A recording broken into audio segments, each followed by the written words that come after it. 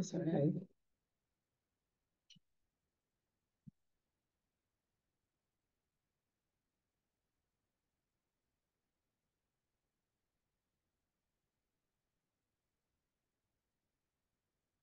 Bueno, ahí. ¿Todo bien? Sí.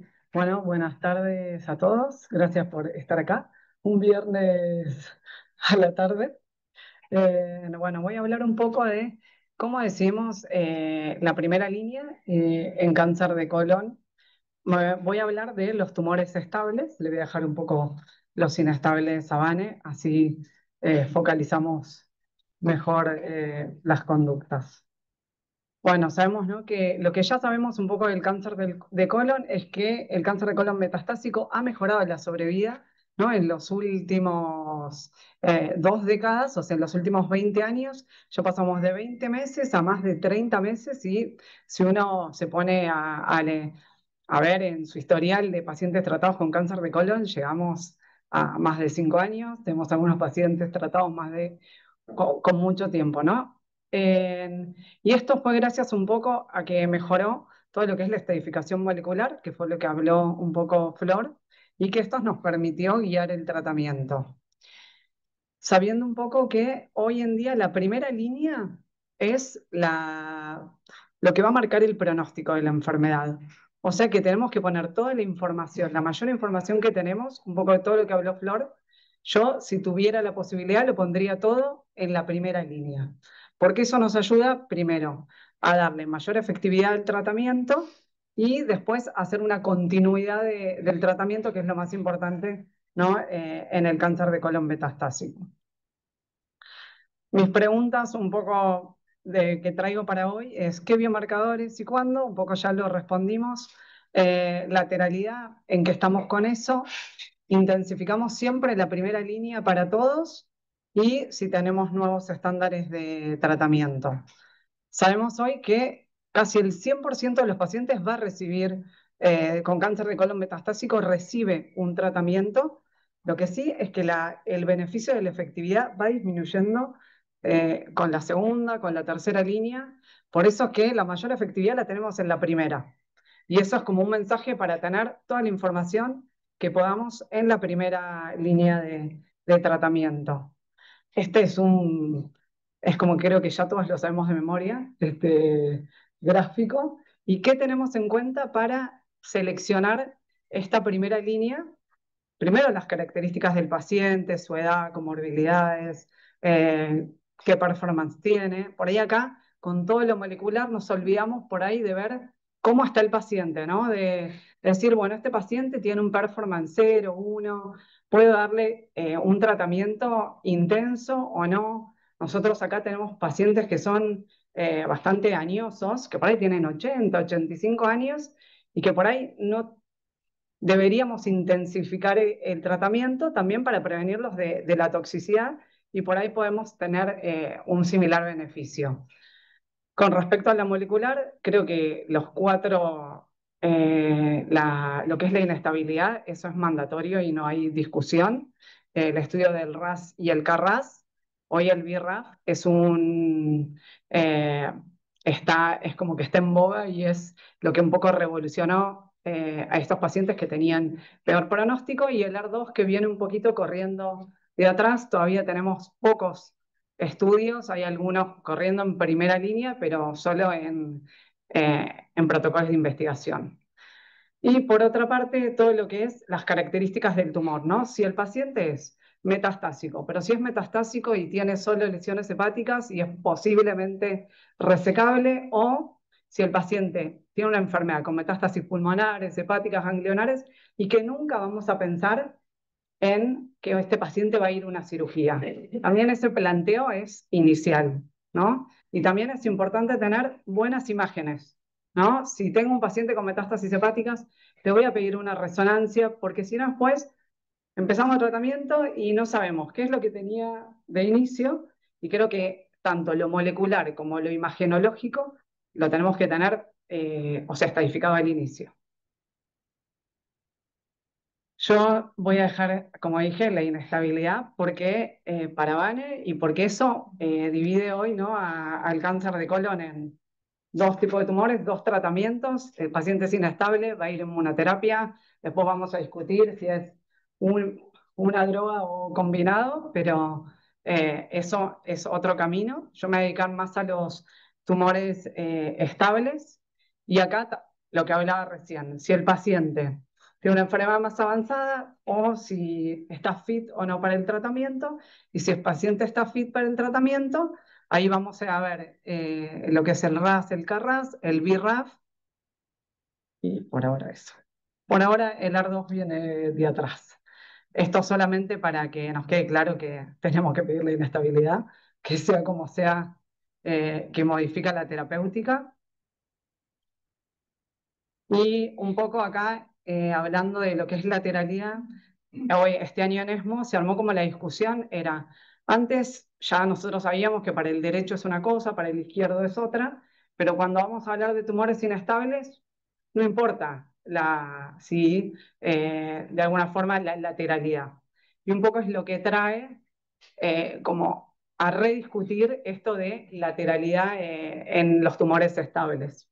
Todavía es como algo que recién empieza, pero es como que se vuelve a discutir el real beneficio si el inmuno no importa el lado, ¿no? Bueno, estos son los dos estudios de inmuno importantes. Algo de los biomarcadores, esto que ya lo sabemos, esto es toda, acá está más grande, todo lo que dijo Flor, de todo lo que podemos obtener si uno hace una secuenciación, pero hoy sabemos que el 26% de los pacientes va a ser KRAS o NRAS wild type, vamos a tener un 8% de BRAF mutados, y quizás es a esos pacientes donde uno debería buscarle el tratamiento no dirigido. Con respecto ¿no? y a los, o sea, tenemos a los 26% van a ser no mutados, que esos se van a beneficiar, ¿no? del tratamiento con cetuximab o panitumumab. Y hoy también tenemos otro que también en investigación, lo que es la mutación del KRAS G12C. Antes no teníamos ningún tratamiento para los pacientes mutados, pero ahora sí hay ya un estudio que cerró, pero todavía no están los datos, que es con sotorasib, y con el de sotorasib hay uno que está corriendo en primera línea y hay otro que cerró, que faltan los datos para segunda línea. Si uno, esto es un poco lo que ya dijo Flor, pero esto es lo que cuando en el 2016, ¿no? Se empieza a estudiar antes, ¿no? El test viejo de antes de lo que es el RAS usaba solo el exón 2, y esto después se fue extendiendo a hacer el RAS extendido, y ahora hacemos todo este estudio. Probablemente cuando yo empecé oncología hacíamos solo el primero, el exón 2. Eh, por eso hoy los estudios, cuando uno va a leer estudios más viejos, son como una población mucho más pequeña de la que hoy estudiamos. Y con respecto a la mutación de BRAF, que es lo que hoy un poco cambió la práctica, ¿no? En la primera línea en BRAF mutados, sabemos que es de peor pronóstico, corresponde más o menos al 8-10% de los tumores de colon, van a tener un 15 al 20% van a ser instables, generalmente van a ser tumores derechos con pobre diferenciación, y la más frecuente va a ser la mutación de B600C. El BRAF es por PCR o si hacemos la secuenciación. Como vemos, es la población que peor pronóstico tiene. Si hubiera, aunque haríamos tratamiento, tenía una sobrevida de 7 a 13 meses. Por eso se empezaron a buscar estrategias, ¿no? Para estos pacientes que eran BRAF mutados. Estábamos todos muy contentos cuando el triplete con el bevacizumab en el colon derecho era como que era lo mejor para los pacientes que eran BRAF mutados. Después eso fuimos viendo con metaanálisis que no era tan beneficioso porque seguían siendo una población de pobre pronóstico. Y después llegó la combinación con encoracetuzumab, con el estudio Beacon, que eso no me voy a meter hoy en la segunda línea, pero a partir del estudio positivo en segunda línea para tumores BRAF mutados, se diseña el breakwater, donde en estos pacientes que eran mutados se los dividía en una rama que era en coracetuximab, otra rama que era en coracetuxi con Folfox, y en la otra rama era con Folfoxiri o Folfox o Folfiri, era a elección del investigador. Y ya en el 2022 teníamos datos en la rama que era Folfox, datos de PFS positivos, y este año ya fue presentado, ¿no? Con datos del 2025 se publican, ¿no?, los datos del Breakwater, donde tienen una sobrevida media, ¿no?, de 12,8 meses de sobrevida libre de enfermedad para los pacientes que hacían Folfox con encoracetuximab. Todavía faltan datos, pero bueno, esto nos avala para pensar que si tenemos un paciente BRAF mutado, podríamos ponerle en primera línea la combinación de quimio con encoracetuximab. Hay veces, y se discutió mucho en estos dos trabajos, tanto el Breakwater como el Beacon, la toxicidad, ¿no?, de estas drogas. Por ahí, si uno no tiene un paciente que es fit, por ahí preferiría empezar con un triplete, con un Folfox o Folfiri más Beva, y guardarse la segunda línea con encoracetuxi. Hoy creo que si uno lo pudiera en primera línea, hay que ver si nos lo prueban. Cada vez es como más difícil todo lo que son las terapias target, ¿no?, y las combinaciones que nos autorizan, pero si uno tiene un paciente fit, joven, intentaría ir por una primera línea en un paciente BRAF mutado. Y con respecto al ER2, siempre vino como, ¿no? Se van a dar más común en los pacientes que son white type y colon izquierdo. Siempre, si teníamos el ER2, poníamos en combinación, hacíamos trastuzumab, o ya tenemos estudios positivos con trastuzumab en segunda línea, y hoy está corriendo este estudio, que ya casi está por cerrar el reclutamiento, que es el Mountaineer 3, que es para pacientes primera línea ER2. La verdad que esto está solo en protocolo de investigación. O sea, si uno tiene un paciente, lo puede testear, se lo puede derivar a algún centro. También, si uno puede tener esa información y lo sospecha, ¿no?, es colon izquierdo, KRAS wild type, y justo tenés el dato de que hacer dos, uno por ahí, si tiene acceso, podría derivar al paciente a ese protocolo. Todavía está reclutando, creo que lo tienen, no sé si en el UDAONDO y en el británico, y el de KRAS G12C, que también está corriendo, ¿no?, que también está en algunos centros, por lo menos de acá de Buenos Aires. Y acá vamos a este gráfico que es la lateralidad y qué mutaciones tenemos en cada lado. Creo que está claro cómo, si tenemos un paciente con cáncer de colon derecho o izquierdo, por qué caminos vamos a ir. Y con respecto a la lateralidad, ya sabemos que en estos trabajos que son viejos del 2016, ya nos ponen que los pacientes que tienen colon izquierdo, KRAS, NRAS wild type, se van a beneficiar de la adición de cetuximab. Antes era cetuxi para todos. Ya en el 2018 se cambió y es solamente para los tumores izquierdos. Después podemos ver si en segunda línea lo podemos usar, eso es otra discusión. Y un poco para ir como concluyendo, ¿qué tenemos en cuenta hoy para el perfil molecular? Creo que deberíamos tener, por lo menos al inicio, en NRAS, KRAS, BRAS, inestabilidad, bien estadificado el tumor, qué performance tiene el paciente, si es un paciente que progresó, ¿no?, si puede ser un paciente resecable de sus metástasis. Estos son todos los tratamientos que podemos ofrecerle. Esto voy rápido, pero sabemos que no hacer nada de tratamiento y hacer aunque sea una quimio, es mejor hacer Folfox o Folfiri. Mejoría en sobrevida solamente con quimioterapia de 16 a 21 meses versus no hacer nada. Y si le agregamos un anticuerpo monoclonal, también un beneficio de 30, o sea, mayor beneficio el agregado de un biológico.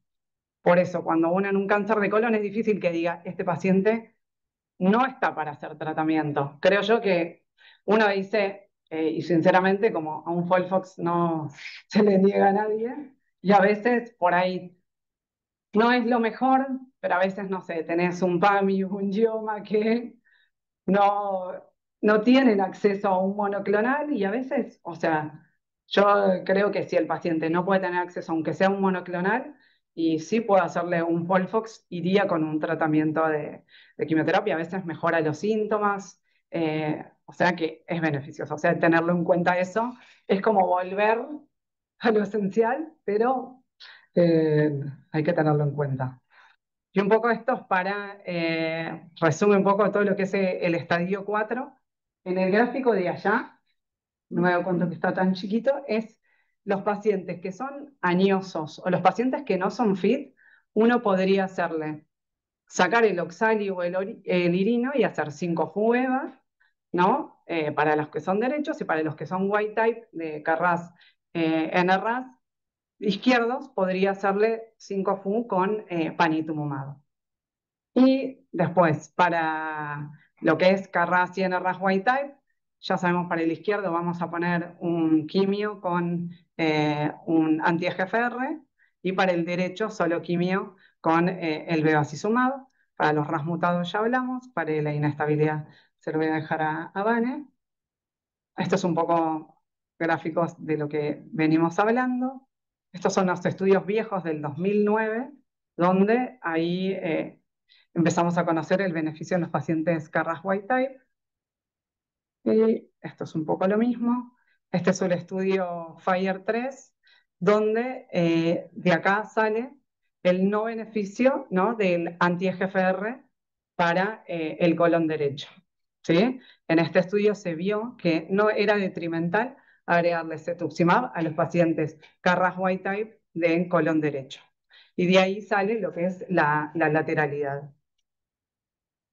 Y después en el 2022 se publica este estudio que ya con todos los datos de lateralidad, de cetuxi, de bevacizumab, de panitumumab, se hace este estudio que está prediseñado, que es un estudio fase 3, donde se diseñan los pacientes a quimio más panitumumab o bevacizumab.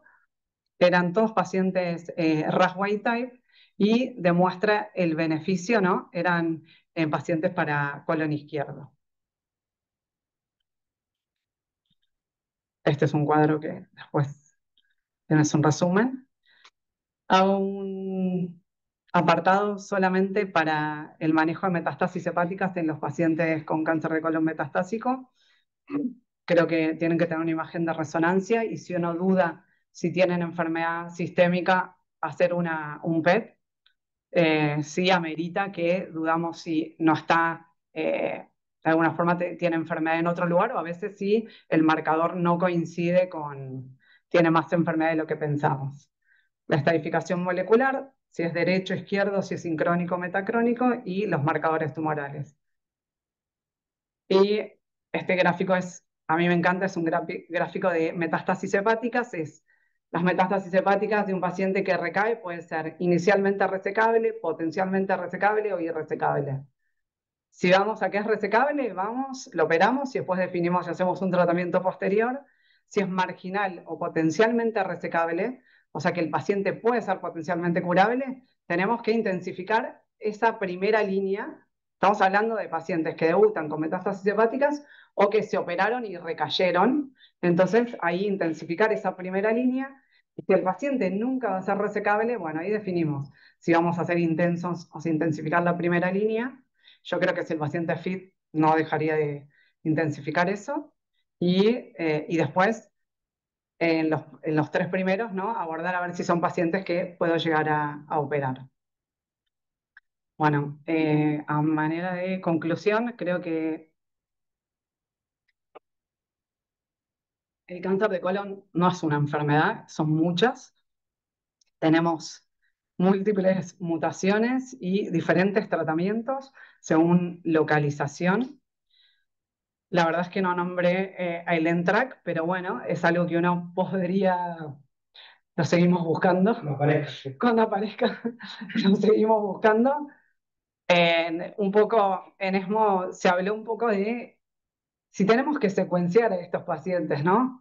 Que es como, y decir, bueno, si tenemos, una le encantaría tener toda esta información al inicio, pero bueno, la verdad es que hay una gama, cuando yo mostré el gráfico de ese 26% que son no mutados, los no mutados, y ese 25% que tienen, o sea, hay mucho por estudiar y creo que en el primer mundo uno si pudiera lo haría. Igual no es algo que se lo pedimos a todos los pacientes porque también es algo caro y que hoy no, a no ser que sea un panel dentro de un panel genético, de un panel familiar, no lo podemos hacer.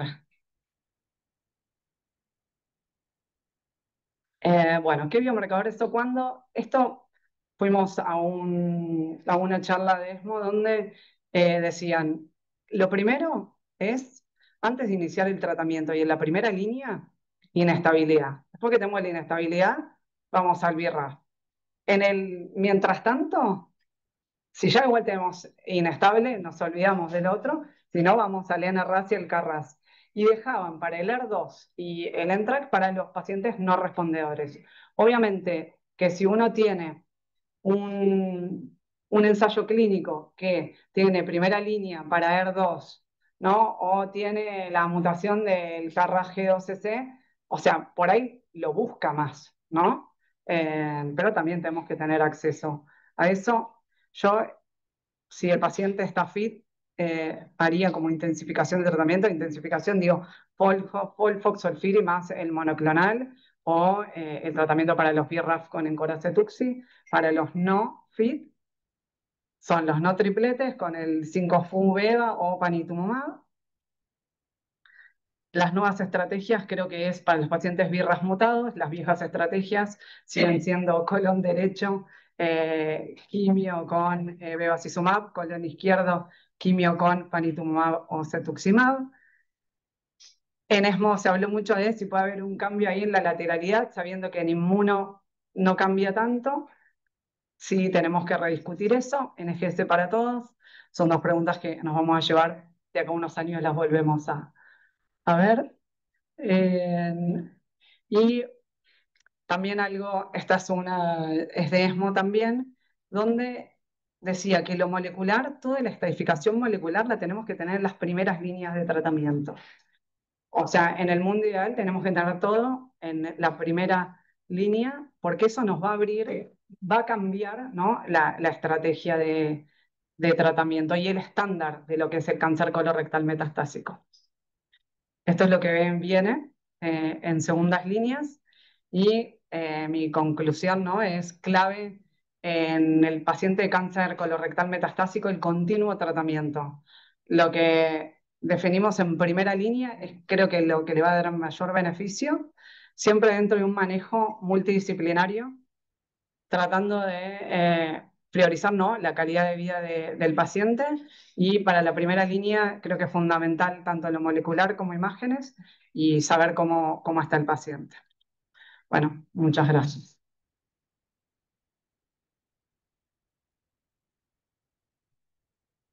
Yo quería más para discutirlo, no sé la opinión de todos, pero porque aparte por ahí vos vas a escuchar y líderes de opinión te dicen Sí. hay que secuenciar a todos, como que si estuviéramos haciendo algo mal por no secuenciar.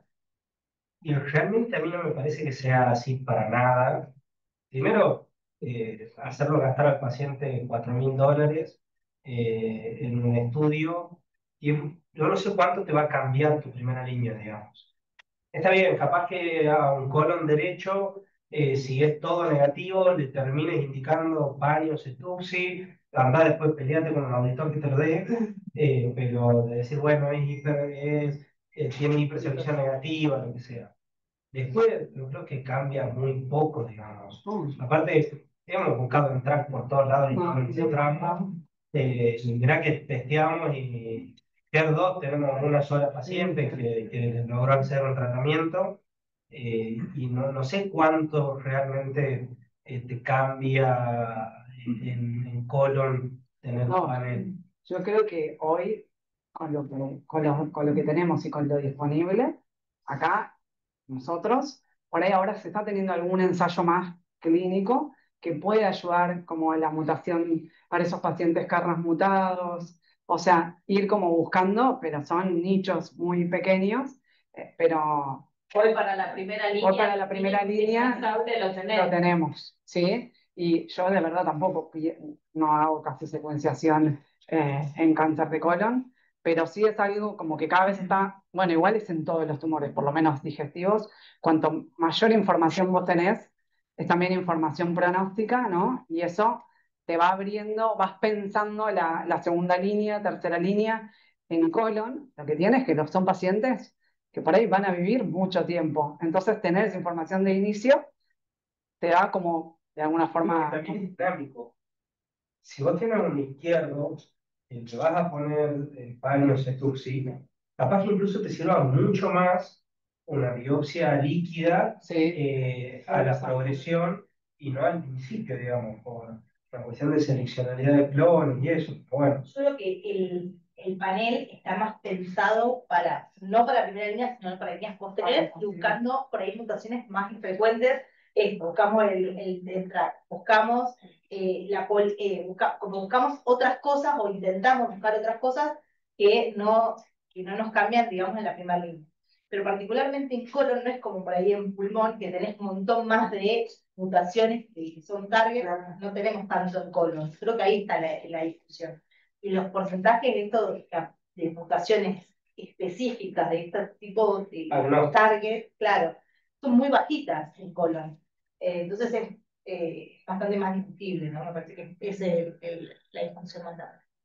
y lo que te quería preguntar es, porque yo hasta me volví medio panqueque en esto, ¿a qué paciente le daría Fluoxetine y Beba en primera línea? y creo que es poquito lo que queda para el folfoxiribeba. Tendría que ser un paciente joven con colon derecho, que no tenga la mutación del BRAF, que no sea, o sea, y que uno quiera, de alguna forma, una rápida respuesta, ¿no? O claro, por ahí en eso. Pero antes creo que cada vez está el triplete es muy seleccionado, Pensar que da ¿sabes? beneficio en su vida global. Sí, sí, sí. Bueno, Teodoro y que no le da mucha bolilla por el visto al GER2, ¿no? Pero GER2 low y ultra low en colon, tengo entendido que las guías no están llegando a ningún lado. hay un póster que se presentó y no es como mama para No, nada. no es como está Eso súper apretado, pero. no tiene ningún beneficio en GER2 low, gasto de Ustecan. Es solamente para los tres cruces, digamos. Sé que hay un par de trials que están dando vuelta en cáncer de colon, pero que no llegan a ningún lado, por lo visto no hay Y es como, creo que igual se Esto testea. creo que para discutir, ¿no? Las personas que tienen el HER2 amplificado, que es tres cruces, ¿no? Uno le pondría, si tenés un, no sé, un RAS wild type, yo no le pondría, por ejemplo, una anti-GFR, porque me parece que por la cascada igual estaría, pero bueno, esto me parece que Bueno, es algo esto porque no está la guía. la respuesta sería depende cuán adicto creas vos que sea el tumor. Lo que te dicen los líderes de opinión, que yo no soy claramente, pero ellos te dicen que te importa el HER2. Cuando después vos ves es un mecanismo de resistencia, pero bueno, lo que te dicen todo es que no deberías usar HER2 como... Bueno, yo creo que sí. Lo que pasa es que Yo creo que en ese sentido tendríamos que tener el error cuidado de Melití, que tú sí o sea, no, hay muchas cosas que deberíamos cambiar, pero que yo creo, y los pacientes, yo tuve dos pacientes HER2 y los dos les fue súper mal con todo. O sea, súper, entonces la experiencia negativa, no recibieron ningún anti-HER2, pero fue mal con todas las quimios que hicieron, con todos los anticuerpos, con todo. Entonces, uno tiene ese sesgo, ¿no? De la experiencia personal, pero No, sí es verdad que que no para tenías estas un tratamiento estándar para. Yo tengo una Para para poner. ver tu off-label. Por eso, todo lo que tenemos es label. Después tenemos una charla de Sí. Está para Flor. ¿Es caro hacer el Air 2? Porque una vez es Pregunta. sí. Para No, o sea, porque es algo que a veces por eso, pero la amplificación, no. digo dos cruces, esa es la cara, después para el dos. Claro, sí, el fish. Esto también me pasó de tener dos cruces y que la hora social me diga, escucha, no tenés ningún tratamiento aprobado para que te aprueben un fish. Entonces ahí ya me dio cuenta. Claro. Bueno, sí. Bueno,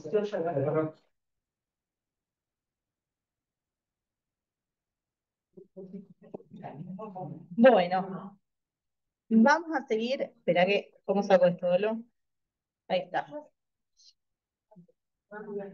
Otra, Fernando, me da para eso. Ustedes tienen para hacer inestabilidad ahí. Sí, históricamente lo mandábamos al PUI, ahora hace poco tenemos en el hospital. ¿Y le sale relativamente rápido o sea? Tiempo. No, por ahí hace una primera Inclusive inclusión. después. Bueno, vamos a seguir entonces. Yo soy Vanessa Casañet, soy parte del equipo de oncología del Hospital Italiano y me va a tocar hablar de la parte de colon inestable. ¿No? Ahí está. Bueno, entonces le voy a hacer un poquito una introducción, una breve explicación, evolución y actualización y alguna conclusión sobre el tema. A modo de introducción, sabemos que el cáncer de colon es el segundo tumor más frecuente en Argentina, que tenemos 15.000 nuevos casos por año en Argentina y que da más o menos 7.000 muertes por año. Entonces es un problema de salud pública, ¿no? No solamente para el mundo, sino también para Argentina. Aproximadamente un 15% son inestables, ¿sí? Y un poco, Flor nos estuvo hablando de todo esto, de lo que es la inestabilidad. Yo les voy a dar por ahí un concepto más desde lo oncológico y no tanto desde la patología, que tienen que ver con que el ADN todo el tiempo se está mutando y que nosotros el organismo tiene mecanismos de reparación de distintas formas como para tratar de evitar ese tipo de mutaciones. Uno de los mecanismos de reparación que tenemos es a través del mismatch, que actúan estas proteínas que estuvo nombrando Flor, que generan que cuando hay un apareamiento incorrecto de bases en el ADN, estas proteínas lo reparan. Cuando tenemos alguna mutación específica en el cual estas proteínas no funcionan correctamente, el ADN acumula mutaciones, ¿sí? Y estas mutaciones generan neoantígenos, haciendo que sean tumores más sensibles a la inmunoterapia en general, ¿sí? Como un concepto muy grande. Cuando los patólogos lo ven en la inmunohistoquímica, básicamente es si las proteínas el paciente las tiene, captan el contraste y se ven como coloridas, ¿no? Este sería como el concepto, y cuando el paciente no las tiene, no captan esa tinción de inmunohistoquímica. Entonces, por ejemplo, por ahí lo más llamativo es en el MLH1, si uno mira, ¿no? Todos los MLH1, este paciente no tiene la captación que tiene acá o que tiene acá o que tiene acá, ¿sí? Entonces, este paciente tiene una deficiencia de MLH1, como un concepto muy grande, ¿no? Eso es lo que ve el patólogo y nosotros lo que vemos es el informe en el cual nos lo expresan como menos barra más, y esto tiene que ver porque tiene un control de tinción, ¿sí? Entonces, si la proteína está presente y la ve tenida, le informan como más, pero si la proteína no está, le informan como menos barra más, ¿sí? Esto nos habla de la deficiencia de expresión de proteínas. Y la otra forma de hablar de lo que es la inestabilidad microsatelital tiene que ver con estos microsatélites, que son pequeñas secuencias repetidas de ADN, que en los pacientes que no tienen la capacidad correcta de reparar el ADN, estas pequeños fragmentos de ADN se replican mucho más y generan un patrón distinto, ¿sí? Que se ve a través de PCR de estos BAT25, BAT26, ¿sí? AP. Y que el patólogo, a través de unas curvas, puede definir si este paciente tiene unas curvas normales o si tiene unas curvas alteradas que da el patrón de inestabilidad microsatelital. Y que a nosotros nos lo informan directamente así, ¿no? Porque también es un poco lo que ve el patólogo y un poco lo que nosotros como oncólogos vemos. Este particularmente era estable, pero bueno, es el informe como lo informan los patólogos, lo que nosotros encontramos en la historia clínica. Entonces, como concepto general, y esto es algo de lo que dijo Dolo, uno tiene que tener al menos la inmunohistoquímica o la PCR si no hay inmunoquímica, pero la inmuno es lo más fácil y lo más barato, ¿no? Al momento de la primera línea de un cáncer de colon metastásico. Y esto es porque nos abren los caminos directamente en dos, en los tumores estables y los tumores inestables, ¿sí? Entonces, si uno tiene que decidir qué necesito para la primera línea del paciente, lo primero es las proteínas de reparación, aunque sea por inmunohistoquímica. Si me viene que el paciente tiene la pérdida de alguna de las proteínas de reparación, acá es lo que miramos, si es MSH2, PMC2 o MSH6. Estas tres proteínas en general se asocian más con algo genético. Distinto es si tenemos la pérdida del MLH1 específicamente, donde sabemos que puede ser por algo genético o por algo esporádico, por la hipermetilación del promotor, que genera el silenciamiento del gen, y que eso no se asocia a algo hereditario, sino se asocia a algo más esporádico. La forma de verlo es que cuando tenemos la pérdida del MLH1 por hipermetilación y silenciamiento del gen, en general también está mutado y silenciado BRAF, ¿sí? Entonces, la combinación de estos dos daría algo más esporádico, ¿sí? En la evolución del cáncer de colon a través de los años y de la aparición de todas las nuevas drogas, lo que vemos es que fue cambiando mucho lo que es la quimioterapia, fue cambiando esto del RAS, del BRAF, la aparición de anticuerpos monoclonales, pero que más o menos 2014-2015 se empieza a hablar de esta inestabilidad microsatelital, esta deficiencia de proteínas de reparación, y esto empieza a cambiar un poco el curso con la aparición de la inmunoterapia, ¿sí? Lo primero que se veía es que los pacientes que recibían inmunoterapia, los que respondían, ¿sí? Eran los pacientes que eran inestables o que tenían deficiencia de la reparación, y que aquellos estables no respondían a inmunoterapia. Y después empezaron a aparecer trabajos de fase 2 de segundas líneas, ¿sí? Que empezaban a mostrar no solo mayor sobrevida y mayor respuesta, sino largas duraciones a los tratamientos. Hasta que en el 2020 aparece este trabajo que fue muy pivotal para nosotros como oncólogos, que cambia radicalmente la primera línea de tratamiento de pacientes inestables, el cual pone a pembrolizumab como primera línea de tratamiento. Este Keynote 177 randomizaba pacientes con cáncer de colon estadio 4, que sean inestables o deficientes, que no hayan recibido tratamientos previos, y los randomizaban a hacer pembrolizumab por 35 ciclos versus hacer quimioterapia a elección del investigador, ¿no? Lo que hacíamos en ese momento en la primera línea. Y estos pacientes, cuando progresaban, sí tenían la posibilidad de hacer en la segunda línea sí un crossover a pembrolizumab. El endpoint primario de este trabajo era la PFS, o sea, sobrevida libre de progresión, y sobrevida global, es un endpoint de doble, digamos. Y es un trabajo que fue positivo, sí, fue positivo, duplicando la PFS, 16 meses de mediana para Pembro versus 8 meses. Y lo que generaba también era una mediana de sobrevida muchísimo mayor, 75, 77 meses versus 36 de mediana de sobrevida global, sabiendo que muchos de estos pacientes que hacían quimioterapia hacían crossover, ¿no? Entonces, en esta mediana de sobrevida es mucha la diferencia. Y lo que nos empezamos a encontrar acá es que tenemos diferente, a ver si lo puedo barrar esta, ocultar, a ver, ahí está. Diferentes patrones de efectos adversos, ¿no? Obviamente hacer inmunoterapia no es lo mismo que quimioterapia y sus efectos adversos no son iguales. Y cuando vemos el análisis de subgrupo de este trabajo, por ahí los que menos se beneficiaban eran aquellos que tenían metástasis hepáticas o los que tenían mutaciones del RAS. Entonces, bueno, independientemente de esto, sabiendo que estos pacientes tal vez no tenían tanto beneficio, usábamos pembrolizumab para todos los pacientes. Hasta que 2024 empiezan a aparecer los resultados de este trabajo del Checkmate 8HW, que es un trabajo que también, como criterio, eran pacientes metastásicos con deficiencia de reparación de proteínas, y que los randomizaba a hacer la quimioterapia, a hacer nivolumab solo monodroga, o hacer la combinación de un PL1 nivolumab con un anti-CTLA4 que era ipilimumab. Y como endpoint primario de este trabajo era la PFS de ipi-nivo, o sea, de la combinación de inmuno versus quimio en primera línea, y el segundo endpoint era la PFS de la combinación de inmuno versus la inmuno monodroga solo nivo, ¿sí?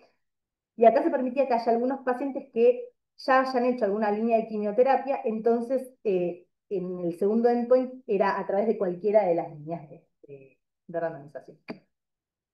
El primer endpoint, sí, que era la sobrevida libre de progresión en pacientes que habían hecho quimio versus inmuno, fue esas lindas curvas que a uno le gusta ver, ¿no? Que se separan, donde se mostraba inicialmente que había un 80% de disminución del riesgo en sobrevida libre de progresión al usar combinación de inmunoterapia, donde no se alcanzaba la mediana versus 6 meses de en la quimioterapia, ¿sí? Cuando veíamos el análisis de subgrupos de este trabajo, todos los subgrupos se beneficiaban, incluyendo los que tenían metástasis hepáticas y los que tenían mutaciones de RAS, que era una duda que nosotros veníamos teniendo. Y lo que veíamos es que sí, tenemos obviamente otro tipo de efectos adversos que tienen que ver con la inmunoterapia, ¿no? La piel, otro tipo de diarrea, los efectos endocrinos, son distintos los perfiles. Y acá empiezan las preguntas, ¿no? Como, ¿qué hacemos en la inmunoterapia? Primera línea o en la secuencia, primero quimio, después inmuno, y la otra era si hacíamos monodroga o combinación, ¿no? Eran las preguntas que nos íbamos haciendo. Empieza a aparecer el concepto de PFS2, que esto tiene que ver con desde el tiempo que randomizo al paciente, digamos, desde cero, hasta la segunda progresión, ¿no? Y lo que se vio tanto en el Keynote 177 como en el Checkmate, o sea, con Pembro, con Ipi/Nivo, es que hacer checkpoints inhibitors primero es mejor en PFS2, o sea, les doy más sobrevida libre de progresión entre las dos cosas. Y otro dato que me parece súper importante, que casi un 40% de los pacientes no accedía a recibir inmunoterapia en segundas líneas. Entonces, hay un 40% de pacientes que pierden esa posibilidad, ¿sí? Por eso sí es importante empezar con la inmunoterapia. Y hasta estos resultados, la cosa era que hacíamos, si les dábamos una sola droga, les hacíamos monodroga, les hacíamos la combinación, y bueno, discutíamos, decíamos, bueno, hacer una sola es menos tóxico, menos caro, por ahí aquellos pacientes que tenían más volumen tumoral, o mutaciones del RAS, o metástasis hepáticas, usar la combinación, pero veníamos como usando estas cosas hasta que en ASCO este año se presentó la actualización del Checkmate 8HW, que lo que viene a mostrar son otros datos que por ahí están buenos de saber. Por ejemplo, qué hacer. Eh, la combinación genera menos tasa de progresión general como primera respuesta, ¿sí? Que hacer monoterapia. Actualizaron los datos de Ipi/Nivo versus quimio, encontrando ya la mediana de la combinación, 54 meses de sobrevida libre de progresión, son, no sé, casi 4 años y medio, 5, ¿no? Sin progresar en paciente de primera línea cáncer de colon metastásico versus 6 meses. Y lo que presentaron, que me parece que es que lo que viene a resolver un poco todo, es Nivo-Ipi versus Nivo, ¿no? Hacer la combinación versus la monodroga, que hacer la combinación no alcanzó todavía la sobrevida libre de progresión mediana versus los 39 meses, que es un montón para Nivo solo, ¿sí? Vuelve a demostrar los beneficios de PFS2, este concepto de qué hacemos a la progresión, y otra vez vuelve a ser mejor hacer combinación, ¿sí? Como primera instancia. Y cuando hablamos de tasa de respuesta, que esto es algo que uno quiere saber, porque son pacientes muchas veces muy sintomáticos que necesitan mucha tasa de respuesta, hacer combinación Nivo más IPI da una tasa de respuesta objetiva 71% versus 58% con la monoterapia, ¿sí? Y un concepto que me pareció que estaba bueno de estas curvas es que aquellos pacientes que tienen algo de respuesta objetiva, o sea, o respuesta completa o respuesta parcial, les va mejor en cuanto a lo que es sobrevida libre de progresión, ¿no? Comparado sobre todo con enfermedad estable. Esto tal vez es el dato que más nos hace dudar, ¿no? Obviamente hacer una combinación de inmunoterapia da más efectos adversos, ¿sí? Vemos que efectos adversos grado 3-4 es un 22% versus 14%, si es casi el doble. Y lo que se vio es que la combinación da más efectos adversos, sobre todo en la piel y sobre todo en lo endocrino, ¿no? Más allá del porcentaje, también en cuanto a sus características. Entonces, como concepto, después de esta presentación, la primera línea con Ipi/Nivo sigue demostrando el beneficio sobre la quimioterapia. La combinación de ipinivo demostró ser superior a ser solo nivo en monoterapia. Los efectos adversos, si bien los conocemos, los conocemos desde que venimos usando inmunoterapia, obviamente son mayores en aquellos que hacen combinación, y todo esto soporta hacer un cambio estándar of care y poner nivo-IPI en primera línea. En el 8HW el hospital pudo participar, de hecho, de todos los pacientes que pusimos, una sola llegó a recibir IPI-NIVO y la verdad que completó el tratamiento y está súper bien, con respuesta parcial, esperemos que siga así. Y creo que como conclusión, el trabajo es un trabajo súper positivo, cambia la práctica clínica, pero tener en cuenta este efecto secundario mayor en la combinación.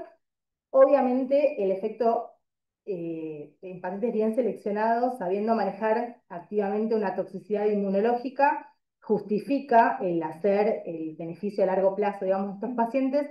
Entonces, el cambio de estrategia para la mayoría de los pacientes con cáncer de colon es hacer combinación en primera línea. Bueno, hasta acá de inmunoterapia.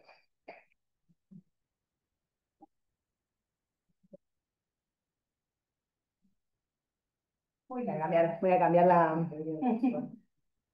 No sé si hay alguna pregunta. ¿Qué opinas del tema de acceso a información? A ver, ahora con las marcas alternativas, la inmunoterapia con pembrolizumab bajó mucho el precio, con lo cual obviamente eso es como un problema, vamos a decir con honestidad. En la combinación son 4 ciclos nada más, después siguen solo con mantenimiento de nivo. Habría que hacer un costo-beneficio, pero creo que Son 20 millones por sí. versus... No, o sea, agrega de 20 millones más a los 4 ciclos. A ver, si vos fueses el paciente, ¿qué te gustaría que te den? Eso está claro. Bueno, tiene que ver con el beneficio que recibe el paciente en comparación con el costo. Creo que hoy en día estamos hablando de todo, es mucho más caro, agregado de moléculas y cosas nuevas, pero el beneficio, creo que cuando uno hace el costo-beneficio, el beneficio es claro. Cuando a veces tenés un beneficio un poco más marginal que te hace dudar de que, bueno, si es más caro y la realidad, pero bueno, cuando el beneficio es claro, el beneficio es claro, me parece que... Sí, bueno. Igual no estoy defendiendo, pero solo para discutir, digamos. 177 no dio beneficio en su vida global, probablemente por el crossover, que era un 60%. ¿Sí? Yo creo que si este estudio demuestra beneficio en su vida global frente a quimio, eso sería una herramienta más como para ir a pelear. El tema es que si después te dicen, che, pero no es que les va mal con Pembro, digamos. Entonces, es complicado pensar si es para todos cambio de paradigma y se terminó. Yo creo que un paciente mayor de 75 años, si te dicen, che, Del Pembro, dale Ipi-Nivo o Pembro, bueno, sí, dame lo que quieras. punto. Claro, dame lo que quieras. Pero bueno. Y después también otra cosa que es medio tramposa del 8HW, que entraban pacientes en segunda más líneas, digamos. Sí. Entonces, No era un número tan alto de pacientes, pero para el total de pacientes que era, sí, que no es despreciable.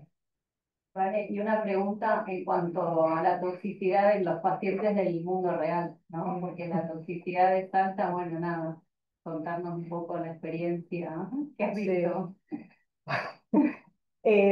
Bueno, a ver, de todo. Creo que experiencias de todas, positivas y negativas, ¿no? Desde lo negativo, creo que uno de los problemas más grandes, por lo menos que yo tuve, es una paciente con un cáncer de colon inestable, con artritis reumatoide, es decir, bueno, ¿qué hago? ¿Qué hacemos? ¿Inmuno sí, inmuno no?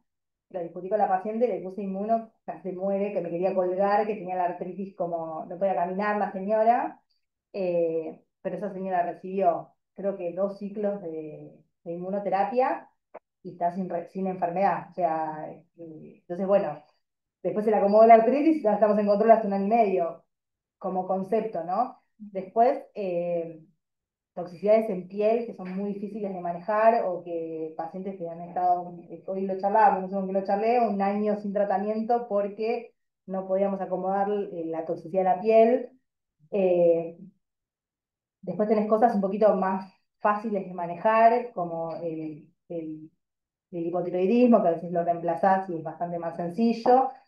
Eh, la diarrea en general no suele ser tan severa cuando tenés casos de colitis autoinmune, son graves, digamos, son también muy difíciles, pero no son la mayoría son más leves. Creo que lo que más se ve como concepto general son las toxicidades en la piel, el hipotiroidismo, la hipofisitis, la suprarrenal, perdón, la alteración del eje suprarrenal, como conceptos así muy, y algo de diarrea, pero no tan severo.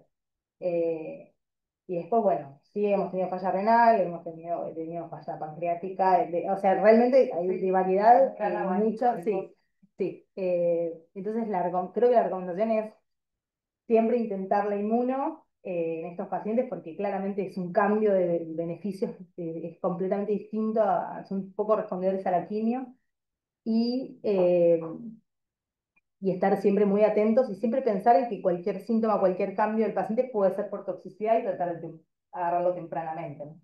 Está bueno darle la información al paciente un poco de la toxicidad del inmuno, porque hay veces que el paciente piensa, no, el inmuno no pasa nada, y después, entre muchos pacientes, pues toca un paciente que tiene un efecto adverso severo, serio, y uno dice, no me dijiste que me iba, no sé, una neuropatía severa, una miositis severa, cosas que por ahí no tocan uno de cada 10, pero No cada cuando 100. cuando vamos tratando, Más aparte. más todavía, quizás y estar atento, ¿no? A eso, como dice Vania, a los síntomas que la toxicidad del inmuno que a veces empiezan, nosotros nos pasó un paciente, empezó, no, me estoy contracturada, cervical, Vamos a darle la y cabeza, yo el cuello, esto no cabe. así fue, entonces, estoy contracturada, tomate un relajante, y el lunes casi que la llevamos. No podía.